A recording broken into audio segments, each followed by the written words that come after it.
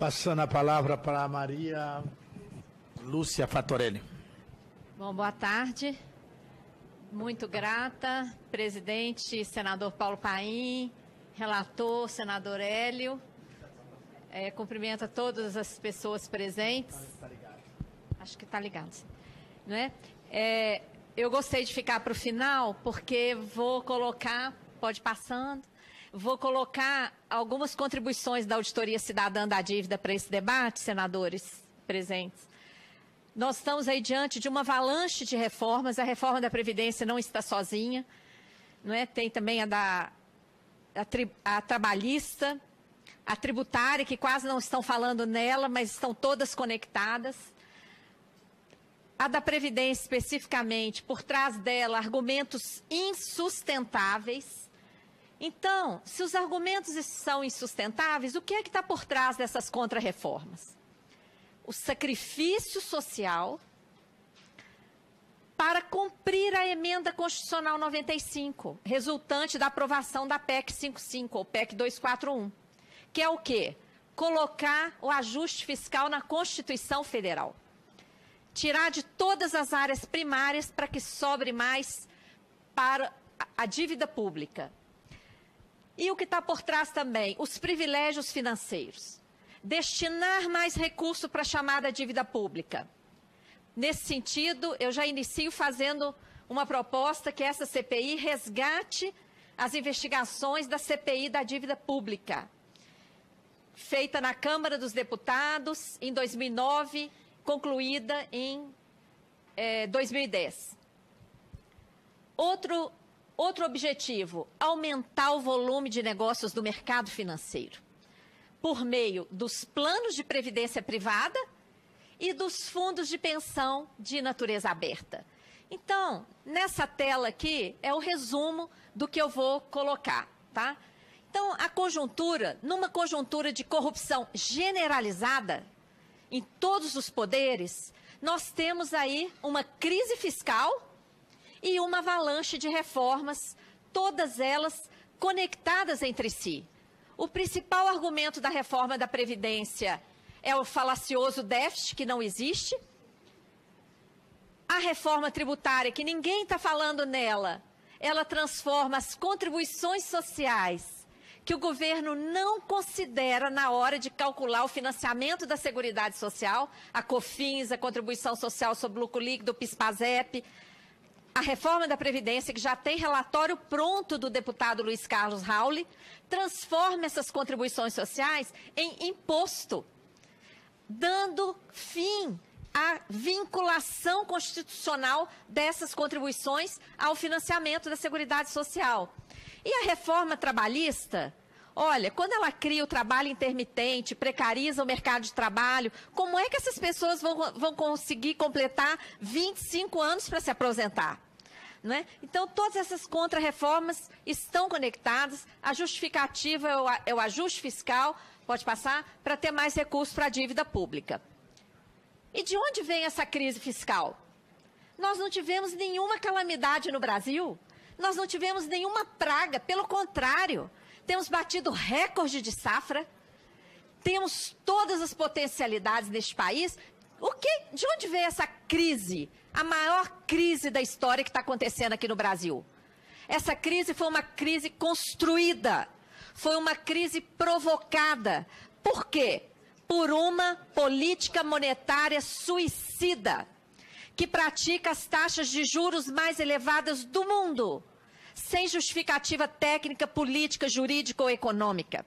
Essas taxas de juros, que não servem para controlar o tipo de inflação que existe no Brasil, são o principal fator de crescimento da dívida pública.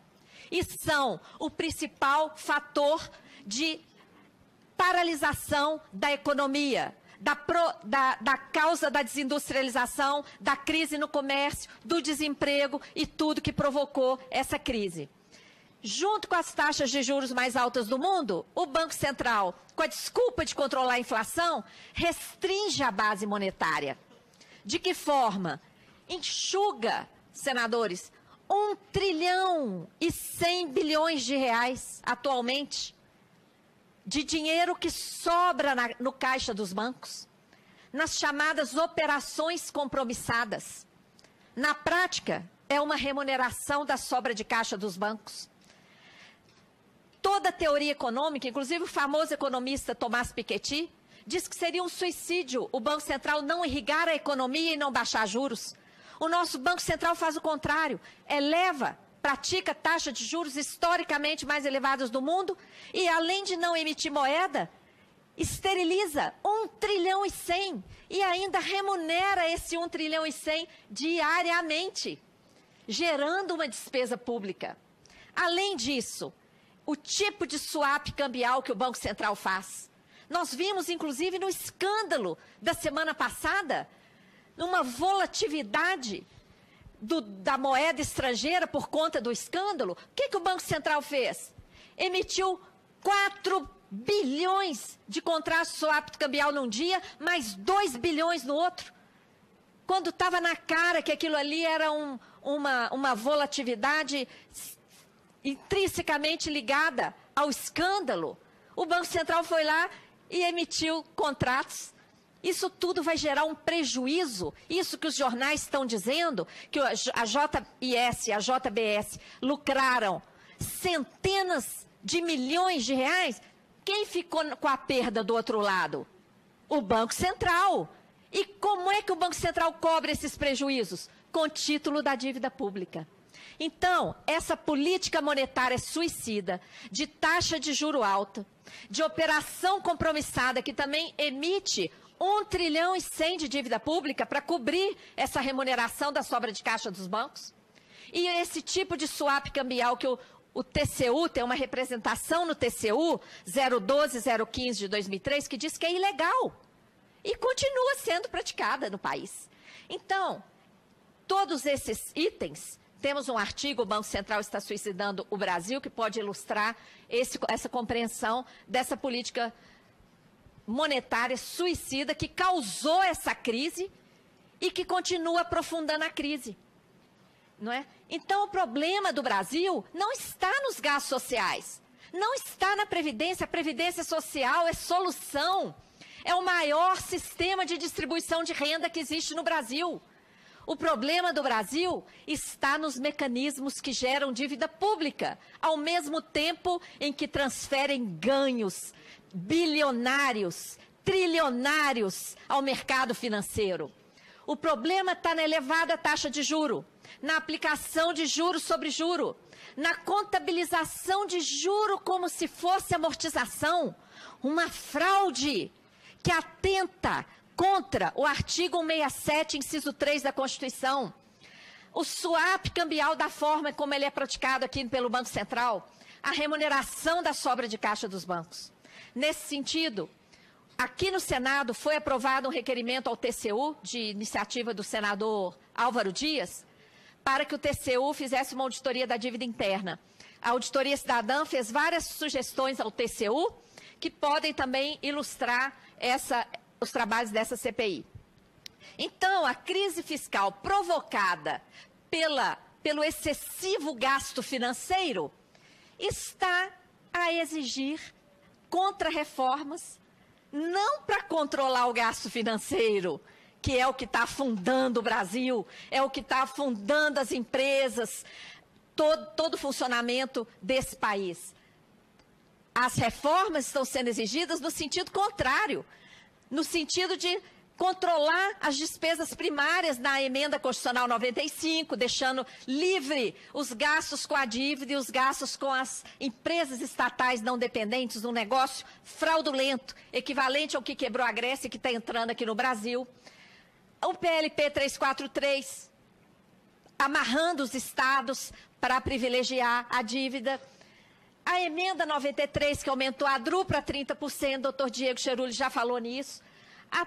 A PEC 287, que é o tema dessa CPI, não é, que vai estrangular, vai destruir a previdência social pública no Brasil, não é? A reforma administrativa que já passou, que esquartejou o Ministério da Previdência, entre outras coisas, e a aceleração das privatizações. Vejam bem, as contra-reformas que estão sendo aprovadas e que estão sendo exigidas estão no sentido inverso a causa da crise fiscal existente no Brasil, que é justamente o gasto financeiro, o gasto delinquente. Pode passar. Isso se manifesta no orçamento público. Todo ano, o Orçamento Geral da União segue um desenho como esse aqui, ó. Quase a metade do orçamento vai para gastos com a dívida. Por que a Previdência está sendo alvo dessa reforma e o alvo de ataque do mercado financeiro nacional e internacional? Porque depois dos gastos com a dívida, a fatia da Previdência ainda é a que absorve maior volume de recursos, mas atende a mais de 100 milhões de brasileiros e brasileiras do campo e da cidade. Isso, aí é que está o alvo. Essa reforma visa enfrentar, atacar os recursos que ainda se destinam à Previdência Social para aumentar ainda mais a fatia dos juros dessa dívida que nunca passou por uma auditoria. Pode passar. A emenda 95, ela estabeleceu o teto só para os gastos primários, como eu mencionei. Ela deixou de fora a dívida, os gastos financeiros, que não são primários, são não primários, e deixou de fora também despesas com aumento de capital de empresas estatais não dependentes. Um negócio fraudulento. E está atrelado à questão da reforma da Previdência. A reforma da Previdência é para sobrar mais dinheiro para esse esquema. Esse esquema é um esquema que não se justifica. Ele vem sob a fachada de securitizar a dívida ativa, que não vai sair do lugar. A dívida ativa vai continuar lá sendo cobrada pelas procuradorias. E o que vai ser securitizado é apenas um fantasma dela, o direito dela ser arrecadada. E aí esse direito etéreo dela vir a ser arrecadada vai respaldar a emissão de debêntures por essas empresas e essas debêntures terão garantia estatal, tá? Esse negócio quebrou a Grécia, está quebrando vários países europeus e está entrando aqui no Brasil de forma ilegal. Já são mais de 60 empresas como essa, como a PBH Ativos S.A., a CPSEC em São Paulo e várias outras estão sendo criadas. Pode passar. É um negócio ilegal. O TCU já se manifestou nesse TC 016-585, mas o senhor Meirelles, banqueiro que está à frente do Ministério da Fazenda, está lá dizendo que não é ilegal não, e que está impulsionando esse tipo de negócio, ao mesmo tempo que ele impulsiona a aprovação da reforma da Previdência. Tá? Pode passar. A reforma da Previdência representa o desmonte da Seguridade Social, ela quebra o princípio da solidariedade, não é? Ela protege a Previdência privada, ela empurra as pessoas para a Previdência privada. Os argumentos apresentados são insustentáveis, como eu vou passar rapidamente aqui por alguns, e ela vem amparada em propaganda abusiva, que chegou a ser proibida pela Justiça, mas, infelizmente, a atual presidente do STF liberou. Pode passar. Deveria ter liberado também espaço igual para quem é contra essa contra-reforma. A PEC 287 traz abusos, verdadeiros abusos, que trarão graves consequências sociais. Ela traz o fim da aposentadoria por idade. Trabalhadores rurais, mulheres e trabalhadores mais vulneráveis que são obrigados a ficar na informalidade, são obrigados a trabalhar por meio de bicos, porque o atual modelo econômico não garante emprego, não obedece o artigo 6º da Constituição Federal, que coloca o emprego como um dos direitos sociais. Todas essas pessoas, mulheres, rurais e os setores mais vulneráveis, empurrados a sobreviver às custas de bicos, não terão mais direito à aposentadoria. Porque essa reforma extingue a aposentadoria por idade. ela exige idade mínima de 65 anos para homens e 62 para mulheres. Isso é idade mínima. Ninguém vai conseguir se aposentar com essa idade. Vai se aposentar muito depois disso. Vai viver, trabalhar, e muitos vão morrer sem chegar a se aposentar. Coloca 40 anos de contribuição para direito a uma aposentadoria integral, que nem é tão integral assim. É uma média de todas as contribuições. Isso vai dar no máximo 80%, no máximo 80%. Reduz o valor geral das aposentadorias, precariza a aposentadoria rural e passa a exigir contribuição mensal do trabalhador que vive de safras e de várias outras questões específicas, exclui as regras de transição vigentes, impede a acumulação de aposentadoria e pensão por morte quando essas duas somadas ultrapassarem a 2 salários mínimos. Olha, acima de 2 salários mínimos é privilégio, não é? Eleva a idade para o recebimento do BPC, do benefício da LOAS, para 68 anos de idade. Esse benefício é pago para pessoas deficientes e pessoas com renda familiar inferior a 1/4 do salário mínimo por pessoa. Nós estamos falando de R$250. Regras inalcançáveis para a aposentadoria de trabalhadores expostos a agentes insalubres, que a doutora Adriana é mestra nesse sentido, nos coloca situações infames para essas pessoas expostas a agentes insalubres e acaba com a aposentadoria especial de professores. Todos esses abusos trarão consequências gravíssimas. Representa, sim, como a doutora Thaís também é mestra na questão do retrocesso social, que a nossa Constituição proíbe essa reforma, nem para a inflação, nem para o controle da dívida, nem para o juro, nem para o crescimento do PIB.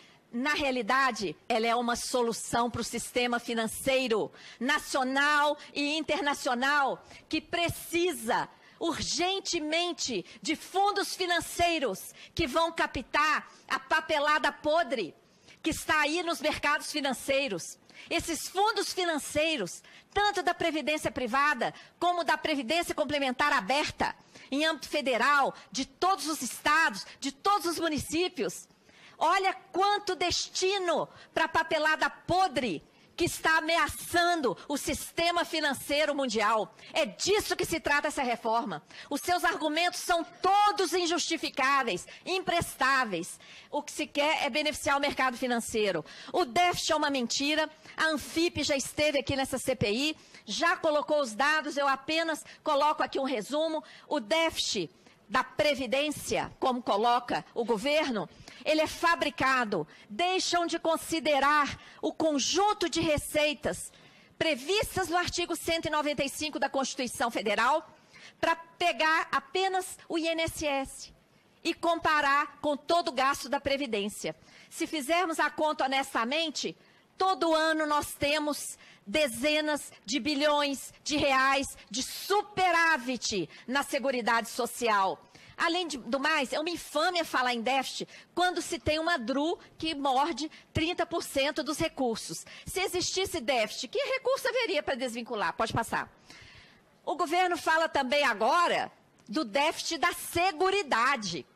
Como é que ele calcula o déficit da Seguridade? Ele inclui... ele deixa de considerar primeiro as receitas que são desvinculadas por meio da DRU, ele desconsidera as receitas perdidas por meio da desoneração da folha e ele inclui as despesas da Seguridade Social dos regimes próprios de servidores, tá? Pode passar. As renúncias fiscais estão aqui nesse quadro, compilado pela Anfip, está aqui a referência, a CPI pode usar esses dados, não é? Renúncias fiscais de centenas de bilhões de reais.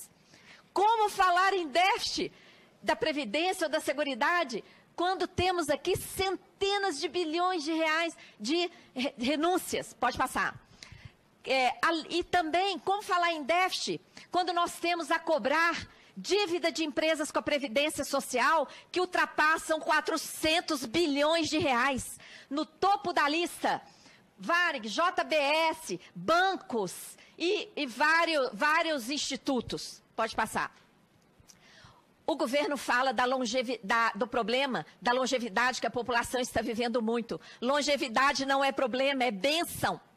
Todo esforço da ciência, da saúde, da medicina é para que vivamos mais e melhor. O problema está no desemprego. Nós temos hoje 14 milhões de desempregados. Em dezembro eram 12 milhões. E mais 64 milhões de pessoas fora do mercado de trabalho, na informalidade ou abandonadas Brasil afora. Se essas 78 milhões que estão na informalidade e que estão desempregadas ou abandonadas estivessem trabalhando e contribuindo, não haveria problema nenhum de financiamento. Então, o problema não é que as pessoas estão vivendo muito. O problema é que está faltando muita contribuição por conta, de novo, do descumprimento do artigo 6º da Constituição Federal, da aplicação de um modelo insano de economia que não gera emprego e renda. Pode passar. O que está por trás da reforma da Previdência? É aumentar os gastos com a dívida. Isso aqui está comprovado no orçamento de 2017, encaminhado pelo governo aqui para o Congresso. Ele já coloca 50,66% para a dívida e 19% para a Previdência. Enquanto no de 2016 eram 44% para a dívida e 22,5% para a Previdência. Pode passar. O papel da dívida pública, historicamente, tem sido um papel de dívida sem contrapartida alguma. Dívidas desde a nossa decretação da independência, senador Paim. Nesse sentido, pode passar. Tivemos várias ilegalidades, vários indícios de ilegalidade, ilegitimidade, até suspeita de renúncia à prescrição da dívida externa com bancos privados internacionais. Tudo isso comprovado pela CPI da dívida pública. Em 2009 e 2010, procedimentos administrativos foram protocolados no Ministério Público, mas, infelizmente, até o momento, nenhuma providência foi tomada para enfrentar o sistema da dívida. As análises técnicas da Auditoria Cidadã da Dívida estão nesse link, estão à disposição dessa CPI, assim como o nosso trabalho voluntário. Apenas para comprovar algumas ilegalidades indicadas pela CPI. Esse quadro, apresentado pelo Banco Central à CPI, olha só, ele mostra de dezembro de 95 até julho de 2009, porque foi quando aconteceu a CPI.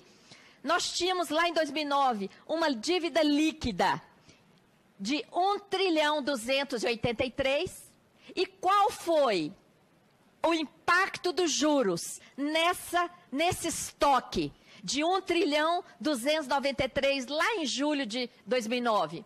Um impacto, olha aqui, ó, de 1.530. Veja, é uma dívida de juros. É uma dívida de juros sobre juros comprovada em dado oficial do Banco Central enviado à CPI da dívida. Uma das principais fraudes comprovadas pela CPI da dívida. Contabilização de juros como se fosse amortização. Essa é a mega pedalada fiscal. Todo ano, uma atualização paralela de todo o estoque da dívida, faz-se uma atualização paralela. Essa atualização paralela é paga por meio da emissão de novos títulos. Na verdade, essa atualização corresponde a uma parcela dos juros nominais e está sendo paga por meio da emissão de novos títulos, tá? Isso é inconstitucional, fere o artigo 167, inciso 3 da Constituição. Pode passar. Dados oficiais comprovam isso. Esse aqui é a foto daqui do Senado Federal, o quadro da execução orçamentária. O valor pago de juros em 2015, de acordo com o CIAF, 208 bi. E 753 bi de amortização ou refinanciamento. Se nós tivéssemos amortizado 753 bilhões em 2015, o estoque da dívida teria caído, correto? Se tivéssemos apenas refinanciado, o estoque da dívida teria se mantido constante, correto? O que aconteceu com o estoque da dívida? Em 2015, partiu de 3 trilhões 204, terminou em 3 trilhões 936. O estoque da dívida aumentou 732 bilhões. Então, essa incongruência entre aquele dado do refinanciamento ou rolagem e o que efetivamente aconteceu com o estoque é porque grande parte dos juros estão sendo contabilizados como se fosse amortização ou rolagem. Pode passar. Isso absorve grande volume de recursos. É aí que está o rombo das contas públicas, não na Previdência. Tá? O sistema da dívida, então, tem funcionado para absorver uma grande quantidade de recursos públicos. Não é? O sistema da dívida funciona ao contrário do endividamento público, que deveria financiar o orçamento público. O sistema da dívida sangra o orçamento público. Por meio de várias engrenagens que privilegiam esse modelo econômico que esteriliza a economia do país, garante privilégios financeiros aos bancos, se move pela corrupção, como essa contabilização de juros, como amortização, por exemplo, conta com a direção dos organismos internacionais. A prova, pode passar? A prova da influência dos organismos internacionais, tanto no sistema da dívida como na Previdência. Nós resgatamos várias cartas de intenção, senador. Desde a primeira carta de intenção do FMI aqui no Brasil, está lá a interferência, a exigência de uma reforma da Previdência. Todas em 83, em 88, 89, para atingir metas fiscais, reformar a Previdência. Em 99, não vai dar tempo de ler aqui, mas esse material vai todo ficar aí, fazer parte dos anais da CPI, pode passar. E, por último, agora, em 2003 também, e agora em 2017, o FMI afirma que a reforma da Previdência é imperativa para o Brasil. Veja bem, a relação da dívida dos organismos internacionais e essa reforma que não interessa ao Brasil, pode passar, não interessa ao povo brasileiro. Como eu falei, a PEC 287 aumentará o privilégio dos bancos. Os bancos lucram com a previdência privada que não oferece garantia alguma à classe trabalhadora. Irão administrar os fundos de previdência, fundos de pensão de natureza aberta, que estados e municípios terão que abrir. É isso aqui que está por trás dessa reforma, porque os argumentos colocados são todos imprestáveis. Então, é isso aqui que está por trás. Quem ganha? Os bancos. A lucratividade dos bancos aqui no Brasil é superior às taxas de lucratividade em qualquer outro lugar do mundo. Até em 2015, quando toda a economia do país cresceu, até o PIB do país encolheu, o lucro dos bancos continuou crescendo exponencialmente. Pode passar. Nada disso, senador, teria menor importância se não tivesse impacto social. E o impacto é inaceitável. Como é possível o Brasil, nona economia mundial, ter a pior distribuição de renda do mundo, estar em 79º lugar no ranking dos direitos humanos, o IDH, medido pela ONU? Isso é inaceitável. Essa contra-reforma da Previdência vai aprofundar isso aqui. Por isso que faremos tudo para não deixá-la ser aprovada. Pode passar. Nada disso precisaria estar acontecendo. Para que retirar direitos se o Brasil é tão rico? Nós somos o país da abundância. Nossa realidade é de abundância. Nós temos nióbio, petróleo, terra, água, clima favorável, todas as fontes de energia, riqueza humana e cultural, riquezas financeiras. Mas nós vivemos num cenário de escassez, num cenário de crises, num cenário que falta recurso para tudo. Nós temos que sair desse cenário urgentemente. Para isso, teremos que enfrentar o modelo econômico. O modelo econômico desenhado para concentrar renda e riqueza não serve mais. Nós queremos outro modelo econômico que impulsione o desenvolvimento econômico e social. E para isso acontecer, vai ter que enfrentar a política monetária suicida. Não pode mais ter essa política monetária suicida. Vai ter que enfrentar o modelo tributário regressivo. Parar de cobrar dos mais pobres, que consomem um pacote de macarrão com esmola que ganha e paga mais de 20% de imposto e deixa livre os lucros, as remessas para o exterior, as isenções, as desonerações e etc. E vai ter que enfrentar o sistema da dívida, que exige continuamente esse ajuste fiscal absurdo, exige privatizações do nosso patrimônio, exige as contrarreformas e ainda impulsiona esquema que gera dívida pública. Não é? Então, pode passar? A conjuntura de crise não pode justificar tudo, principalmente porque grande parte da classe política que está impulsionando a partir do Executivo essas reformas e que está votando aqui no Congresso essas reformas, está listada, denunciada por crimes de corrupção. Então, não é possível que essas modificações continuem passando, sendo votadas por uma classe política manchada, não é? Passa. Nós queremos saber que dívida é essa, a dívida que está por trás aí dessas contrarreformas. De onde vem essa dívida? Que dívida é essa? O que é dívida mesmo? E o que são esses mecanismos financeiros que geram dívida? Só a auditoria pode responder. Pode passar. A auditoria está prevista na Constituição e nunca foi realizada, não é? Uma CPI da Câmara foi muito importante, mas ainda não significou a realização da auditoria, tá? O Equador fez a auditoria, inverteu essa lógica, nós queremos fazer essa auditoria aqui no Brasil também. Pode passar. Finalizo deixando aqui requerimentos da Auditoria Cidadã a essa CPI.